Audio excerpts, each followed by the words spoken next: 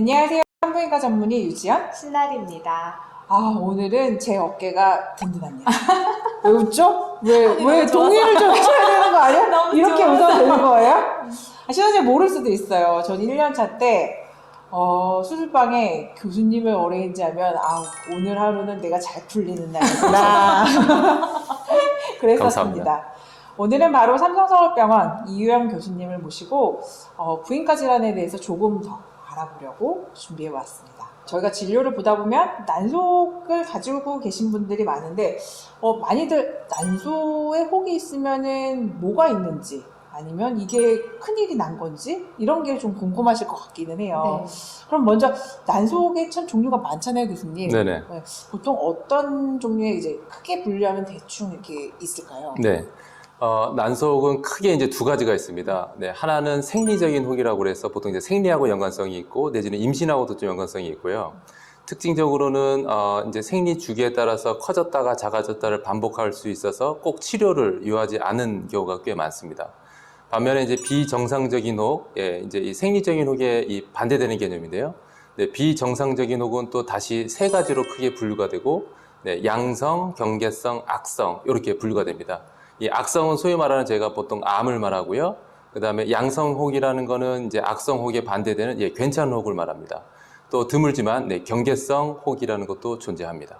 많이들 궁금해하실 거예요. 그럼 전 난소혹이 있으면 어떤 증상이 있을 수 있을까요? 네, 이게 이 난소혹을 진단하기가 실제로는 쉽진 않습니다. 가장 큰 이유는 아주 뚜렷한 증상이 없기 때문인데요. 예를 들면 난소에 혹이 있어서 어떤 호르몬의 변화로 부정출혈이 생긴다든지 이런 증상이 별로 없고 대부분은 이 혹이 생겨서 이 볼륨 때문에 생기는 증상들이 주가 있습니다. 예를 들면 골반 안에 이제 큰 혹이 있다 보면 앞에 방광도 눌릴 수 있고요. 네, 소변을 좀 자주 보십니다.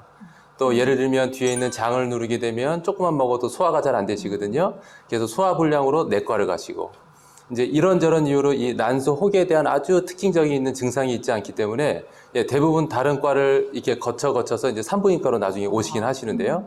그만큼 아주 난소 혹이 주는 아주 특별한 증상이 라고 할 게 특별히 없는 게 가장 큰 단점 중에 하나입니다.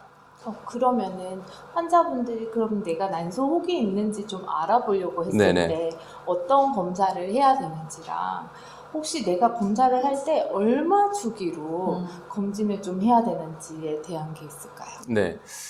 실제로 이제 이 검진을 통해서 예를 들면 제일 걱정을 많이 하시는 게 이제 난소암인데요. 네, 난소암은 아직까지는 초음파를 열심히 본다고 조기 진단이 가능하지는 않습니다. 그럼에도 불구하고 이 난소에 혹이 있고 없음을 좀 알려면 결국 해볼 수 있는 거는 이제 초음파밖에 없고요. 복식 초음파를 하건 질식 초음파를 하건 골반 내부를 들여다보고 난소에 어떤 해부학적인 변화가 있는지 혹이 있는지를 살펴볼 수 있습니다. 특별한 어떤 가족력이 없다고 한다면 한 1년 내지 2년 정도 한 번 정도는 초음파 보는 건 나쁘진 않을 것 같습니다.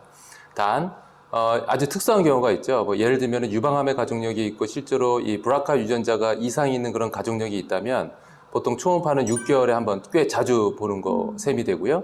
또 예를 들면 난소 혹이 이미 진단이 돼서 이것을 추적 관찰하는 경우도 생길 수 있는데요. 네, 그럴 때는 경우에 따라서는 3개월, 6개월, 1년 이런 식으로 조절을 해가면서 추적 관찰을 합니다. 그러면 이제 혹이 있으면 네네. 이제 수술은 어떤 경우에 많이 하게 됩니까? 네, 저희가 보통 이제 난소 혹을 주소로 이제 병원에 오시면 제가 이제 개인적으로 제일 처음 말씀드리는 거는 난소 혹은 거꾸로 질환이다라고 보통 말씀을 드리는데요. 예를 들면 유방이라든지 이 갑상선에 혹이 있으면 보통 조직 검사를 해보면 이게 이제 어떤 병인지 알고 치료가 필요한지 아닌지 또 치료는 어떤 식으로 되는지가 다 결정이 되는데요. 난소는 쉽게 생각하면 물풍선 같은 혹이기 때문에 이 치료 전에 이 진단을 해낼 수가 없습니다. 조직 검사를 하다가 터질 수 있고 또 골반 깊숙한 곳에 있기 때문에 바늘이 들어가다가 주변 장기에 손상을 줄 수 있고 그래서 현재로서는 이 난소 혹을 저희가 진단할 때는 대부분 추정 진단입니다. 그래서 수술을 하기 전에 초음파, 피 검사, 또 CT, 경우에 따라서는 MRI 이런 검사들을 통해서 추정을 하는 거죠. 아까 말씀드렸듯이 양성, 경계성, 악성이 있으면 이제 약간의 이 모양이 좀 다르게 생겼고요. 그 다음에 피 검사를 해보면은 어떤 특징적인 패턴들이 좀 나타납니다. 네, 이걸 바탕으로 이제 환자분께서는 이거는 양성 혹이 의심되고 사이즈가 작으니까 지켜볼 수 있겠습니다. 이렇게 설명도 드리고요. 이 혹은 조금 위험해 보이니까 수술이 필요하겠습니다. 이렇게 말씀드립니다. 단 정확한 진단은 수술 이후에 조직 검사를 통해서 나오기 때문에 추정을 저희가 양성호흡을 했다 하더라도 드물지만 경계성 악성이 나올 수도 있고요. 반대의 경우도 생깁니다.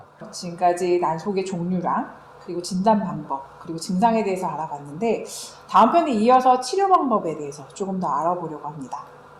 지금까지 유지연 신나리 이유영이었습니다. 감사합니다. 감사합니다.